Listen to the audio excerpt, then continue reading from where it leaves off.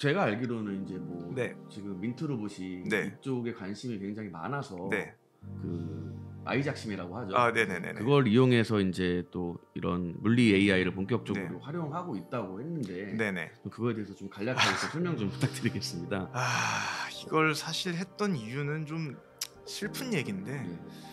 로봇 회사들이 손실을 너무 많이 봐요. 이대로 가면은 우리나라 로봇 산업 망합니다. 그냥 솔직히 망하고 제가 이 민트 로봇을 창업하고 약간 좀 울컥하네요.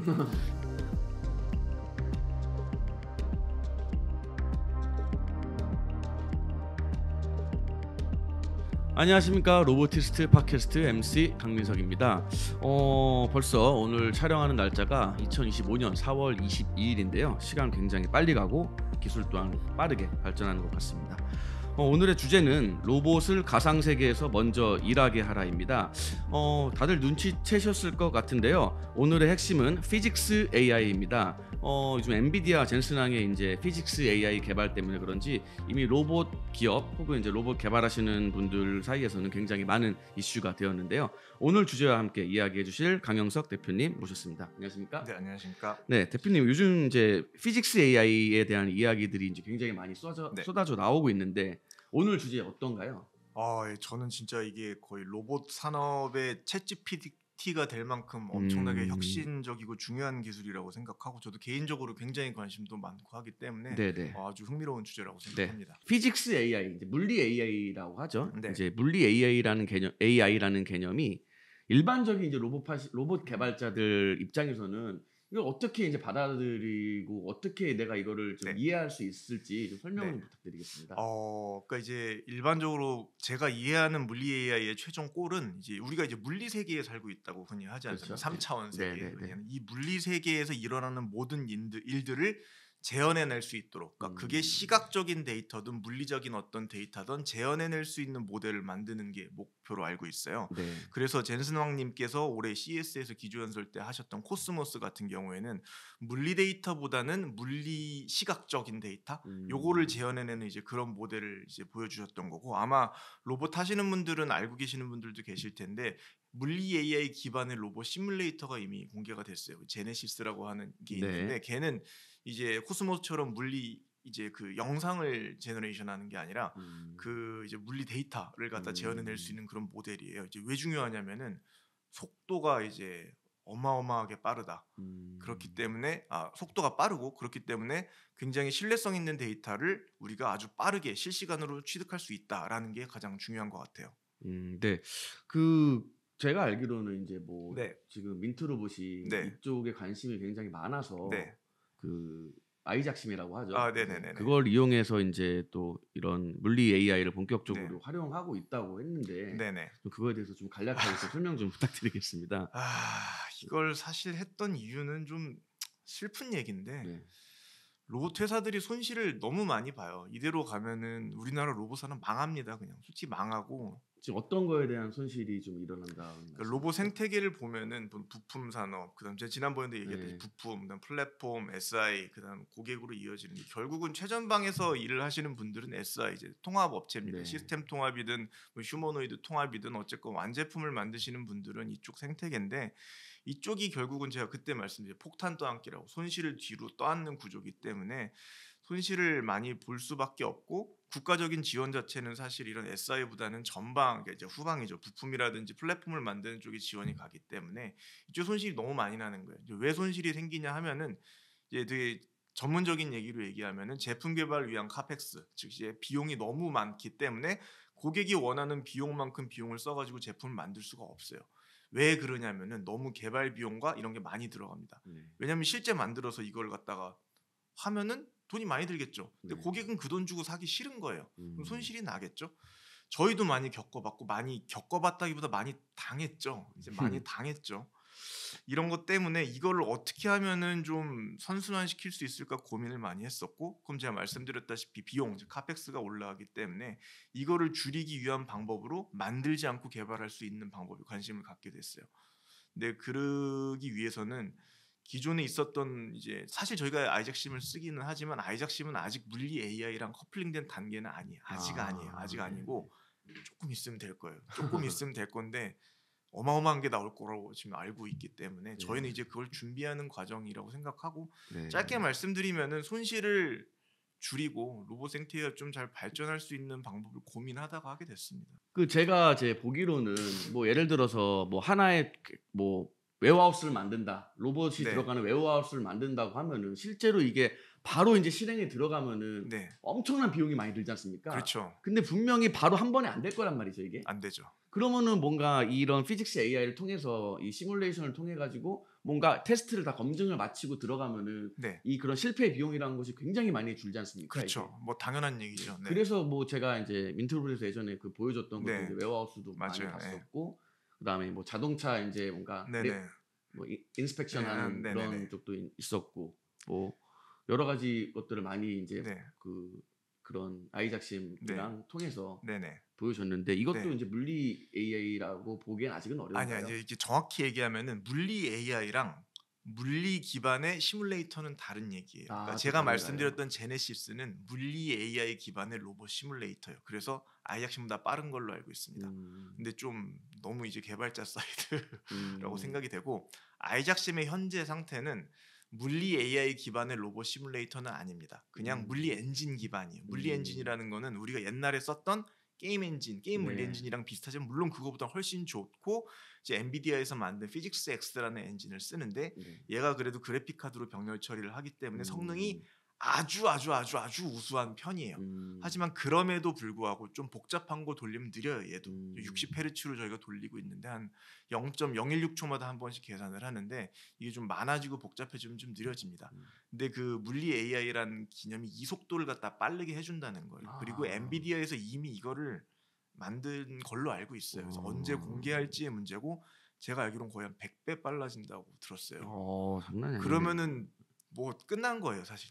진짜 끝난 거예요. 끝났다고 보시면 될 것 같습니다. 그냥. 그러면은 인제 화면이 인제 막 아까부터 나오고 있었을 텐데 그 화면에서 보이시는 네. 그런 로봇이 움직이는 네네네. 그런 것들이 실제로 그러면은 이거 그대로 적용하면은 똑같이 구현된다는 거네요. 네. 제어기가 똑같기 때문에. 맞습니다.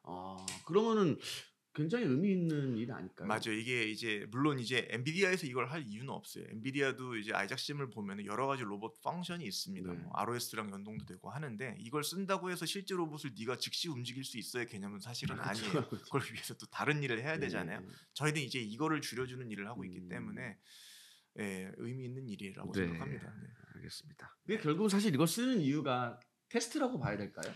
비용 절감이에요. 비용 그러니까 절감. 이제 저는 이제 사업을 하다 보니까 정말 많은 거를 봤어요. 이제 어떻게 하면 잘 될까가 이제 고민인데 그러니까 로봇 회사들이 결국 많이 무너지고 망하는 이유는 한 가지로 압축하면 비용이 너무 많이 들어서요. 그게 개발비든 테스트비든 무슨 비든 너무 많이 줄어서인데 우리가 회사를 이야기할 때 이익을 어떻게 늘릴까도 고민을 하지만 비용을 어떻게 줄일까도 똑같은 비중으로 고민을 하거든요.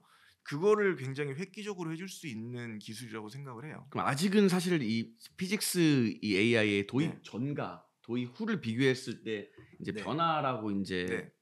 한다면은 네. 아직 완전한 피직스 AI 도입이라고 하기에는 약간 그렇죠. 어려운가요? 아직 뭐 엔비디아에서 완전한 걸 공개하지는 않았고요. 음. 다만 우리가 쓸 수 있는 피직스 AI는 코스모스라는 모델이에요. 지금 저희가 아이작심 기반으로 이렇게 여러 가지 시뮬레이션을 하지 않습니까?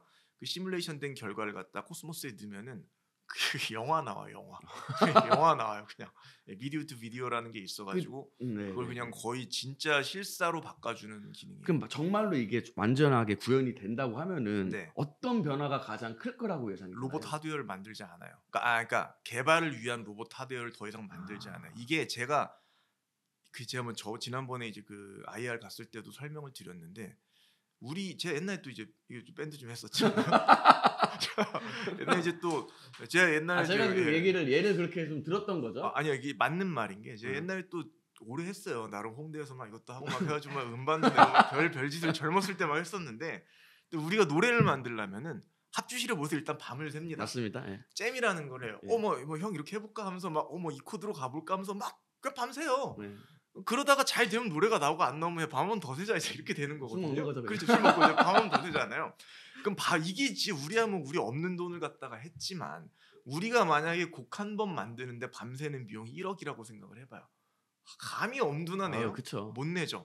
근데 지금은 노래를 그렇게 만든 물론 있어요. 재밌으니까 그냥 하시는 그쵸. 분들이 예. 있는데 전문 이제 뭐 프로듀서라든지 이분들은 그렇게 노래를 만들지 않잖아요. 컴퓨터 앞에서 하죠. 컴퓨터 앞에서 컴퓨터로 만들잖아요. 왜냐면 가상 악기라는 게 있고. 맞아요. 예. 모든 악기들이 가상화되고 그걸로 만들어도 충분히 우리가 밴드 연주로 재현을 할 수 있지 맞습니다. 않습니까? 로봇이 그냥 딱 그렇게 바뀌는 거예요. 더 이상 로봇을 우리가 현장 가서 막 기름칠하고 벤치 조여가면서 야 이 새끼 막 욕하면서 이렇게 안 한단 말이에요. 음.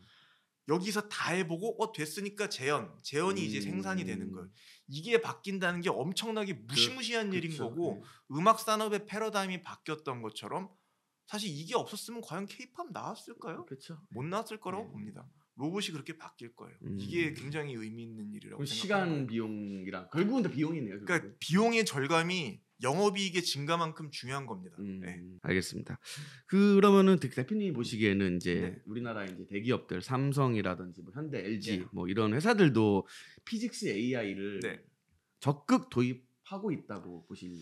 이쪽은 워낙 공개를 좀 안 하시는 분들이라 제가 뭐 어제도 그 대기업 이제 뭐 미팅을 이제 만나고 오긴 했는데 잘 공개를 안 하세요 원래 이분들은. 그래서 내부적으로 뭘 하는지는 잘은 몰라요. 뭐 기술 조사 정도야 하고 있을 텐데 아직 피직스 AI를 적극 도입할 수는 없어요. 왜냐하면 공개된 게 없어요. 그렇죠. 젠슨왕님께서 해주셔야 돼요. 엔비디아님께서 해주셔야 돼. 왜냐면 우리가 피직스 AI 모델을 만든다는 거는 저는 하면 안 되는 일이라고 생각해요. 세금 낭비라고 생각합니다. 안 하셨으면 좋겠고. 예, 어쨌건 우리는 만들어 놓은 걸 쓰는 입장에 위치해 있는 나라예요. 되게 냉정하게 평가했을 때 대한민국은 그걸 하는 나라가 아니라 미국이 만들어 놓은 걸 사용해서 다시 2차 부가가치를 창출해야 되는 위치에 있는 나라라고 생각을 해요. 이게 바뀌기는 굉장히 어렵다고 생각을 하고 만들어 놓은 걸 잘 쓰는 이제 입장이 돼야 될 텐데 아직까지 너무 공개된 게 적다 보니까 적극 도입하고 있다고 보기는 어려울 것 같습니다. 이게 뭐 테슬라의 이제 기가 팩토리라고 네. 하죠. 이제 그 라인이 굉장히 긴데 그게 네. 그것도 제가 봤을 때는 이런 피직스 AI 비슷한 것들을 일단 시뮬레이션으로 돌리고 한번 만들지 않았을까 생각이 들거든요. 돌려요. 이미 그런 공장 할 때는 시뮬레이션을 다 돌립니다. 다만 피직스 AI 기반은 아니고요. 공정 시뮬레이션은 이미 뭐 있는 기술이에요. 뭐 디지털 트윈이라든지 뭐 이제 대충 시뮬레이션 해볼 수 있죠. 근데 그게 물리 현상을 대변하지는 못해요. 쉽게 얘기해서 게임이에요. 그래서 프로세스를 볼 수는 있지만 이게 물리 현상을 갖다 대변해주지는 못한다는 게 가장 큰 차이고 공정 설계하는 입장에서 사실 물리 현상보다는 공정 자체가 더 중요하니까 라인 설계를 할 때 뭐 시뮬레이션으로 다 보고 하는 거는 지금도 하고 있습니다. 다만 그게 물리 현상을 대변해 준다고 볼 수는 없는 거죠. 말씀 잘 들었습니다. 그러면은 이 대기업들이 조금 더 빨리 이 기술을 받아들여서 공개도 하고 좀 그러면은 좀 아래에 있는 기업들도 같이 따라오고 그런 구조가 형성될 텐데 이 대기업들이 뭔가 이것을 빨리 이렇게 안 하는 이유가 있을까요? 일단은 뭐 공개된 게 너무 적은 것도 있어요. 뭐 말씀드렸다시피 적은 것도 있는데 이게 대기업이라는 곳이랑 일을 해보면은 의사결정 자체가 그렇게까지 모험적이지 않아요. 모험적이지 않고 대기업이 이걸 받아들이려면은 뭐 제가 여태까지 이제 뭐 사업과 직장 경력을 포함해서 거의 꽤 오랜 시간을 이제 좀 산업계에 있었지만 해외에서의 먼저 성공 사례가 먼저 나와야지 한국이 도입합니다. 한국은 계속 얘기하지만 리드하는 국가가 아닙니다. 한국은 추격형. 캐치업하는 국가예요. 그렇기 때문에 1등이 나와야지 대기업에서 받아들일 거예요. 네, 알겠습니다. 저는 사실 개인적으로는 지금 이걸 이제 영업을 위해서 쓰고 있어요. 물론 기술 개발도 기술 개발인데 사실 비즈니스 하는 입장에서 기술 개발이 과연 회사에서 하는 게 맞냐라는 건 굉장히 회의감이 많이 들어요. 특히 한국 같은 이제 이런 생태계에서는 저는 지금도 되게 냉정하게 얘기해서 회사분들은 기술 개발하지 마세요라고 얘기를 하고 싶은데 어쨌건 뭐 그건 그거고 저희 같은 경우에는 시스템 통합을 위해서 일단은 이용을 합니다. 왜냐하면 시스템 통합을 해서 뭔가 보여주려면 비용이 너무 많이 들어요. 그쵸. 근데 과거에도 했어요. 시뮬레이션을 했는데 이게 좀 요즘 그런 거예요. 이제 고객을 설득할 만큼의 퀄리티가 나오지 않았어요. 근데 이제 엔비디아 같은 경우에는 이제 코스모스 이제 물리 AI 전 단계에서 그 엔비디아의 디지털 트윈 플랫폼이죠. 이제 옴니버스 기반으로 렌더링되는 영상 자체도 정말 너무너무 훌륭한 수준이고 아주 고퀄리티의 3D 렌더링이 나오고 얘를 코스모스를 한번 거치면 거의 실사가 나와요. 이제 물리 AI를 한번 거치게 되면. 그래서 이걸로 고객들이 뭔가 뭐 이런 거대 저런 거대를 사실 많이 물어보시지 않습니까? 이거를 몰라 보여주고 싶어도 이걸 2D CAD 갖다가 그려가지고 가봤자 이걸 뭐 무슨 의미가 그쵸. 설득이 안 돼요. 그쵸. 이런 부분을 조금 더 빨리 설득할 수 있고 우리 입장에서도 개발 시간과 비용을 아주 절감시킬 수 있기 때문에 요런 쪽으로 많이 활용을 하고 있어요. 그러면은 이 가상에서 네. 이제 뭔가 시뮬레이션을 이제 디지털 트윈이라고 네. 말씀하신 걸 보여주려면은 이 로봇의 이제 제어기를 가상화를 시켜야 되지 않습니까? 네네. 근데 그런 거는 이제 엔비디아에서 제공을 하지 아, 않잖아요. 네, 맞아요. 네. 그럼 가상으로 제어기를 또 뭔가 아니 제어기를 이제 가상화 시키려면은 새로운 네. 기술이 필요할 텐데 네네.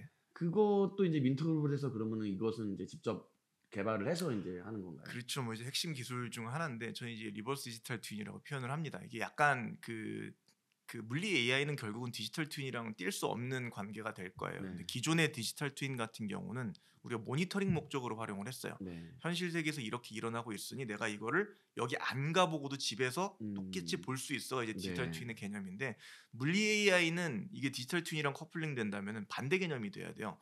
이제 그 디지털 트윈에 있는 물리 데이터, 물리 AI가 만들어낸 물리 데이터를 갖다가 현실에서 이용하는 쪽이 돼야 네. 되거든요. 거꾸로가 되겠죠. 그래서 저는 이걸 리버스 디지털 트윈이라고 부르는데 저희가 그동안 이제 쌓아온 기술을 이용을 해서 이걸 활용을 해가지고 저희가 아주 사실적으로 여러 가지 로봇 통합을 할 수 있고 이걸 통해서 여러 가지 장점을 얻을 수 있습니다. 네, 그러면은 이제 피직스 AI의 미래는 이제 어떻게 될 거라고 생각하시는지요?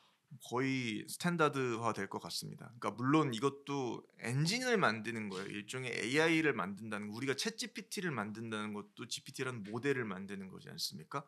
결국은 피직스 AI라는 것도 누가 만든 어떤 모델이 더 잘 되냐, GPT냐, 뭐 제미니아냐, 뭐 약간 이런 개념이 될 거예요. 그래서 그 중에서 지금 이제 제가 기다리고 있는 것은 이제 엔비디아에서 아마도 개발이 끝났을 걸로 추정이 되는 이제 그걸 기다리고 있고 뭐 다른 회사들도 만들 수 있죠. 또 뭐 한국에서 뭐 미국 했으니까 뭐 40조 부어서 만들어야지 해서 만들 수도 있겠죠. 좀 안 했으면 좋겠어요. 개인적으로는 저는 진짜 안 했으면 좋겠습니다. 근데 진짜. 사실 뭐 제조업이야 뭐 사실은 많이 우리나라가 성장한 편인데 소프트웨어는 사실은 성공한 게 있나? 뭐 이런 생각도 들긴 합니다. 좀 뭐 있을 수도 있는데 저는 막 딱 지금 당장 막 떠오르는 건 없어요. 그래도 뭐 하드웨어는 삼성, LG 뭐 이런 게 여러 현대 자동차 있는데 굉장히 서글픈 일이기는 한데 제가 아직도 뭐 투자 설명회 하면은 소프트웨어 한다고 하면은 소프트웨어가 성공한 사례가 있나? 뭐 약간 이래요.